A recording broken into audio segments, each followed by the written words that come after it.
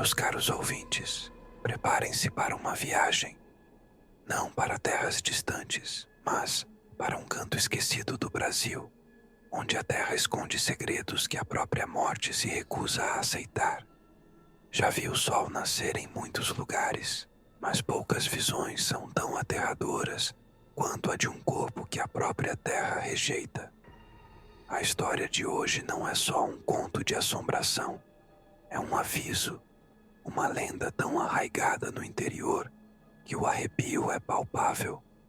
É sobre o corpo seco. O que vocês pensam saber sobre a morte? Esqueçam, porque o corpo seco redefine o que significa estar preso entre os mundos. Um tormento eterno para quem viveu uma vida de pura perversidade. Era o ano de 1910. O calor úmido do sertão pernambucano castigava a pequena povoação de Pedra Branca. A seca implacável já durava meses, transformando o solo rachado em testemunho de desespero. Naquele lugarejo isolado, a notícia da morte de Antônio das Almas, um homem de vida torpe e coração tão seco quanto a terra, não trouxe luto, mas um alívio palpável.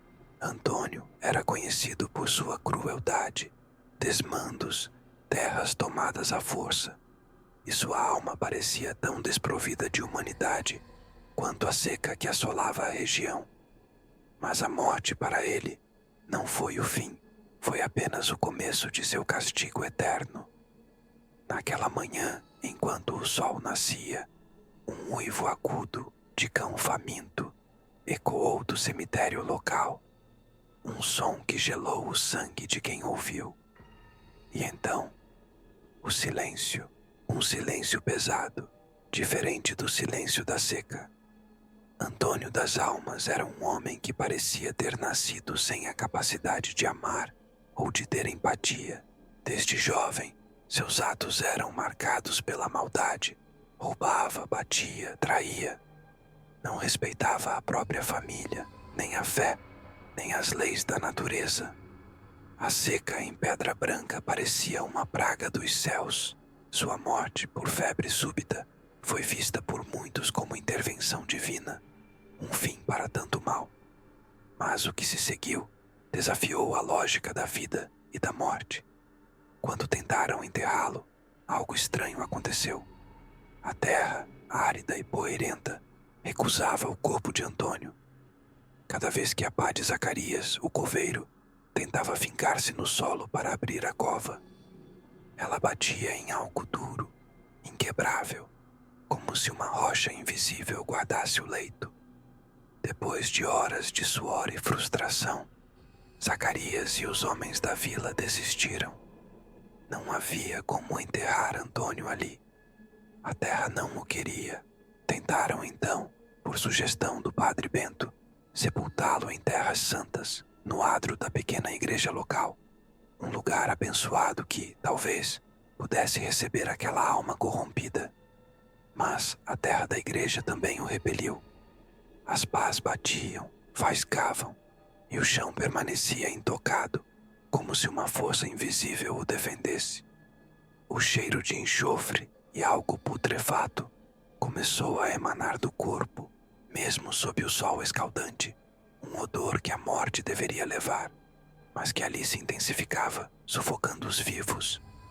O povo começou a sussurrar: é castigo. A terra não o aceita. É o corpo seco. A lenda do corpo seco era conhecida nas partes mais antigas do sertão.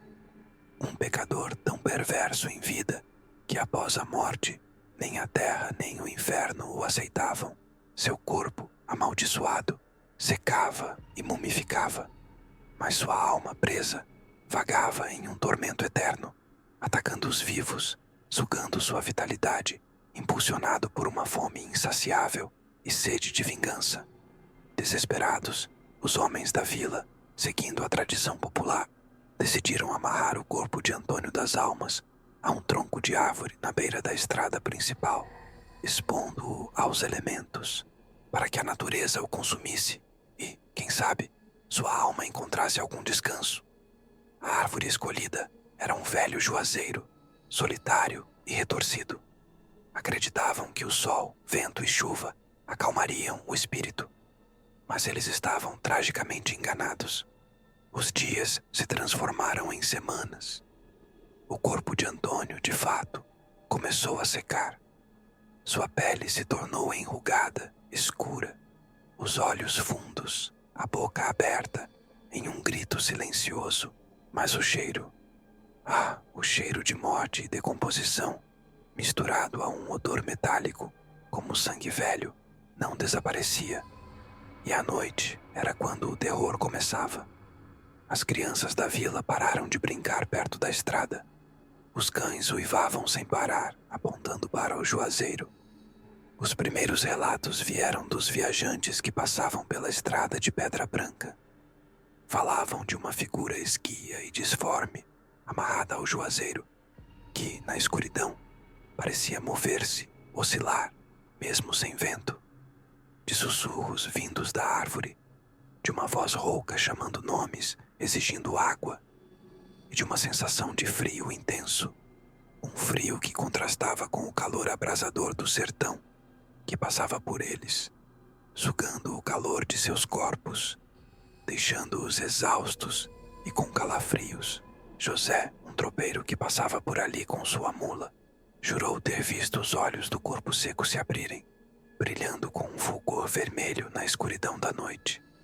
Ele correu, sem olhar para trás, deixando para trás sua carga. Voltou para casa pálido, trêmulo, e adoeceu dias depois, definhando como uma planta sem água, sussurrando sobre uma sede inextinguível. O terror na vila de Pedra Branca crescia. As pessoas começaram a evitar a estrada à noite. As portas eram trancadas a 7 chaves, as janelas vedadas. Mas o corpo seco não estava mais preso ao juazeiro. Os homens da vila foram inspecionar a árvore e encontraram as cordas arrebentadas, desfiadas, como se tivessem sido roídas por algo de força descomunal. E no chão, pegadas, não de homem, nem de bicho, pegadas de pés ressecados, com dedos longos e finos, que se arrastavam pela terra. O corpo seco estava livre. A partir daquele dia, Antônio das Almas, o corpo seco, começou a vagar pelo sertão. Ele não atacava com violência física como um assaltante, mas de uma forma muito mais cruel. As pessoas começavam a sentir uma fraqueza súbita, uma sede incontrolável, como se toda a vida estivesse sendo drenada. As plantas na pequena horta do lado de fora da casa, antes viçosas, secavam da noite para o dia, como se uma praga invisível as tocasse. E o cheiro de decomposição e enxofre, que agora parecia seguir o vento, impregnando o ar das casas, avisando da presença. Maria, a benzedeira da vila, tentou ajudar. Ela preparou infusões de ervas, rezou orações antigas, mas uma noite ela foi encontrada em sua cama, o corpo ressecado, a boca aberta em um grito silencioso, os olhos arregalados, fixos no teto. Ao lado dela, no chão de terra batida, havia uma pequena boneca de pano que ela sempre carregava, agora murcha e seca, como se toda a umidade tivesse sido sugada dela. E o cheiro de enxofre estava insuportável no ar. Os pesadelos invadiram o sono de todos. Sonhavam com Antônio das Almas, não como ele foi em vida, mas como um ser esguio, esquelético, com a pele rachada e os olhos vermelhos brilhando na escuridão.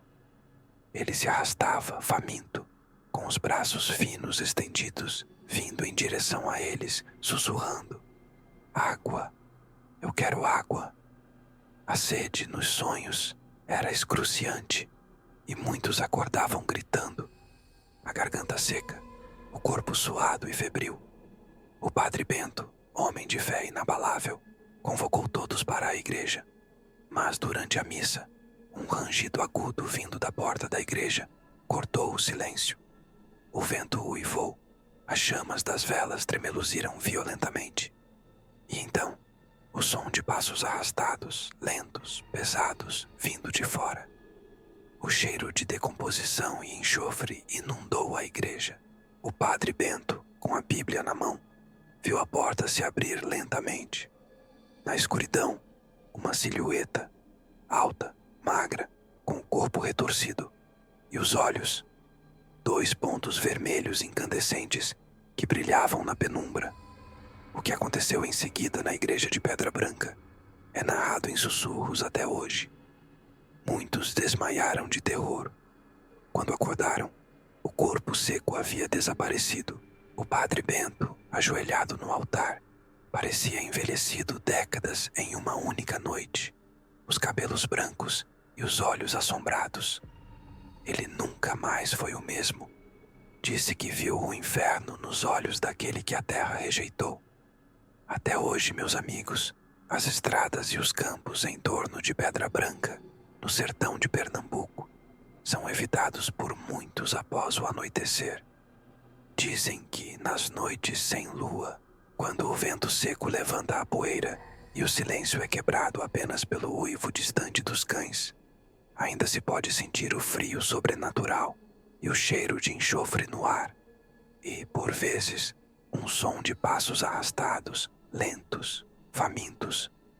O corpo seco ainda vaga, buscando uma alma para saciar sua sede eterna. Um lembrete constante de que há males que nem a morte pode apagar. Então, pensem bem. Vocês acreditam que a maldade de um homem pode ser tão grande que até a terra se recusa a aceitá-lo? Ou que existem destinos piores que a morte, um tormento sem fim para as almas mais perversas? O que vocês fariam se sentissem um frio repentino e um cheiro estranho no ar e soubessem que não estão sozinhos no sertão? Cuidado, pois a lenda do corpo seco não é apenas uma história. É um eco da maldade humana que persiste além do túmulo.